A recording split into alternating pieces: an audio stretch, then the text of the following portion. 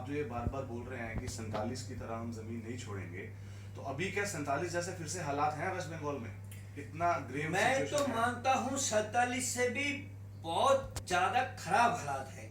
क्योंकि देखिए, पहली बात तो नंबर बढ़ते बढ़ते 30% तक हो गया। ठीक। अब 30% में भी ये ध्यान में रखना चाहिए कि जो बॉर्डर डिस्ट्रिक्ट्स है हम्म। वो तो 40-50 हो गया ना।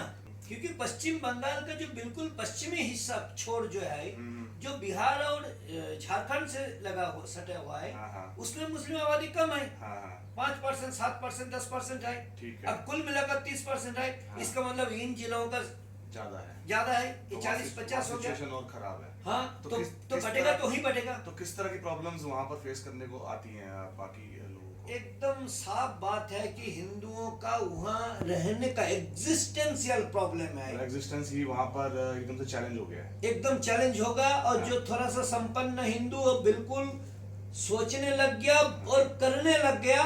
ऑल्टरनेट अपना निवास ढूंढ कर रखना ये शुरू कर दिया। अच्छा। थोड़ा सा बहाना पर्दा ये रखता है, नहीं बच्चों का पढ़ाई के लिए हम तो जा रहे हैं, नौकरी के लिए जा रहे हैं, ये बिल्कुल पर्दा है।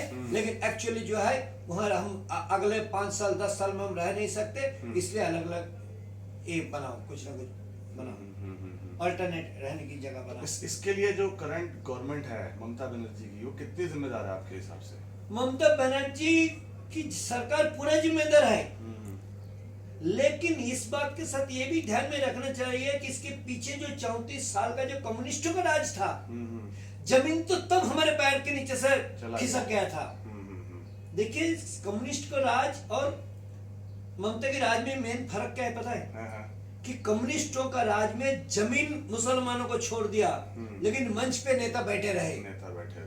अब ममता की राज में वो नेता जो गुंडागर्दी करने वाला मुसलमान गुंडे और नेता बन के मंच पे आ गए। और जनता को दिखाई दे रहा है, अरे ये तो कल तक गुंडा था, यार तृणमूल का इतना बड़ा नेता हो गया, तो फिर क्या होगा? एकदम साफ बात है, ये सत्य है, ये हकीकत है कि कम्युनिस्ट के जमाने में ही जमीन का कब्जा मुसलमानों ने ले लिया था। जो बेसिक्स जो है, फॉल्स वोटर कार्ड बनाना, सारे सरकारी जमीन पर कब्जा करके बैठ जाना, इंक्रोच करके बैठ जाना, सड़क के किनारे, नहर के किनारे, रेलवे लाइन के किनारे, ये सारे काम सीपीएम के जमाने में हुआ। अच्छा। और इनके जमाने में क्या हुआ? वही एमएलए बन गया, वही मंत्री बन गया। तो जो बाकी जो बंगाल की जनता है, बंगाली बहुत इंटेलेक्चुअल माने जाते हैं, वो इस तरह से क्यों नहीं देख पा रहे इन चीजों को? मेरा निवेदन है कि बंगाली को ऐसा इंटेलेक्चुअल वगैरह ऐसा एक ब्रास में मत बनाइए। अच्छा। हमारे ग्रामीण देहात क्षेत्र में हाँ। हमारे जो पिछड़ा वर्ग है, हाँ। हम थोड़ा कास्ट का नाम लेता है, बाउरी, बागदी, डोम, हारी, मूची, मैथर, मछुआरे, ये काहे के इंटेलेक्चुअल है? और इनका पूर्वज कोई डरपोक नहीं था, कायर नहीं था, ये लड़ने वाला है। दिक्कत यह है कि ये जो लड़ने वाला तबका है, कौम है, ये एक सोशल डिसीजन नहीं बना सकता है, ये सोशल कंसेंसस नहीं बना सकता है। वो बाबू के चेहरा देखते रहता है, ऐसा मुसलमानों ने हमला किया, हमें क्या करना चाहिए, बाबू क्या कहेगा या इंटेलेक्चुअल क्या कहेगा। लीडरशिप उनका हाथ में नहीं है। ये मैं बेसिकली जो मेरा क्वेश्चन था वो लीडरशिप से ही था। कि जो इंटेलेक्चुअल लीडरशिप है वो इस तरह से क्यों नहीं देख पा रही है? इसलिए नहीं देख पा रही, इनका पूर्वज पूर्वी बंगाल से भागे, हम भी पश्चिम बंगाल से भागे दिल्ली, नोएडा और वहां जाएंगे, इसलिए नहीं देख पा रहे। मतलब वो डीएनए में कहीं ना कहीं आ गया कि कोई बात नहीं। ये उच्च वर्ग का या तो उच्च वंश का, कास्ट का, ये कमजोरी है। तो अभी हिंदू सम्मति में किस तरह के काम कर रहे हैं, किस तरह से आप लोगों की मदद कर रहे हैं? जो आपका हिंदू पॉपुलेशन है, कैसे मदद कैसे कर रहे हैं, किस तरह के काम कर रहे हैं, उनको क्या दिक्कतें होती है, वो बताइए थोड़ा सा। हमारा सेवा है संघर्ष सेवा। ठीक है। कोई अन्न सेवा करता है, कोई जल सेवा करता है। हमारा सेवा ही, चलिए जो भूखा है उसका तब रोटी दे सकते हैं, जो प्यासे है उसका पानी दे सकता है, जिसका माँ बहनों का अपमान हुआ है, बताइए कौन सी सेवा से आप उसका राहत दिलाएंगे? इसलिए हमारा सेवा है समाज के लिए, संघर्ष सेवा है, अपने अस्तित्व के लिए, अपने जमीन जायदाद के लिए, अपने माँ बहनों की इज्जत के लिए और अपने धर्म स्थान के लिए संघर्ष करना है। ये संघर्ष सेवा हमारा सेवा है। कैसा रिस्पॉन्स कैसा मिलता है आपको? पूरा रेस्पॉन्स मिलता है जी, पूरा रेस्पॉन्स मिलता है। अच्छा रिस्पॉन्स मिलता है। लेकिन ये जो इम्पोज्ड इंस्टीट्यूशंस है,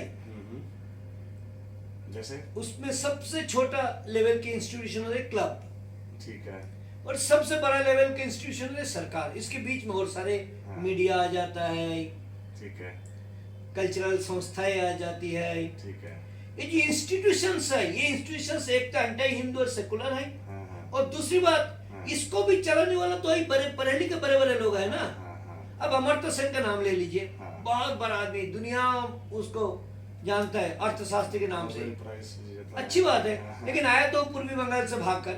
अगर कोई मुसलमान अत्याचारियों से लड़ने का बागडोर उनका हाथ में दिया जाएगा तो क्या होगा? संघर्ष नहीं हुआ। संघर्ष नहीं होगा। इसलिए इंस्टीट्यूशंस हमें हमेशा पीछे खींचता है।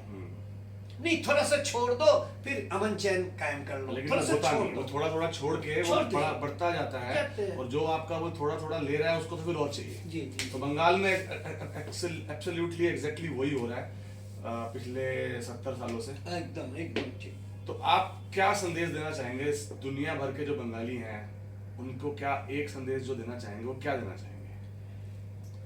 एक संदेश ही देना चाहूंगा हाँ, कि आज जो यहूदी जात है ना, दुनिया में बहुत पढ़े लिखे अमीर बड़े बड़े साइंटिस्ट और स्टीफन स्पिलबर्ग, आइंस्टाइन सब उस जात का है ना। बिल्कुल बिल्कुल। लेकिन देखिए, इंग्लैंड में बहुत बड़े साहित्यकार शेक्सपियर हाँ जब मर्चेंट ऑफ वेनिस लिखा था, हाँ हाँ उस मर्चेंट ऑफ वेनिस में साइलॉक सबसे क्रूर जो चरित्र उसने निर्माण किया था, साइलॉक द जू, जो बैज का कारोबार करता था और ये करता, हाँ। देखो साले साइलॉक द जू, हाँ हाँ इस तरह घृणा का अब उसको जू जाति को जो सहन करना पड़ा ना, हाँ। यही घृणा हाँ। और बंगालियों को सहन करना पड़ेगा अगर दोबारा इस देश छोड़ेगा तो। इसलिए कहीं पर भी हो, इस बचे हुए बंगाल को बचाने के लिए यहाँ अगर कोई जंग लड़ रहा है उसका पूरा मदद करो, नहीं तो तुमको भी उससे जू जैसा लात खाना पड़ेगा। 1800 साल तक जैसा जू ने लात खाया, अपमान का सहन किया, तुमको भी ऐसा सहन करना पड़ेगा। यही मेरा संदेश है।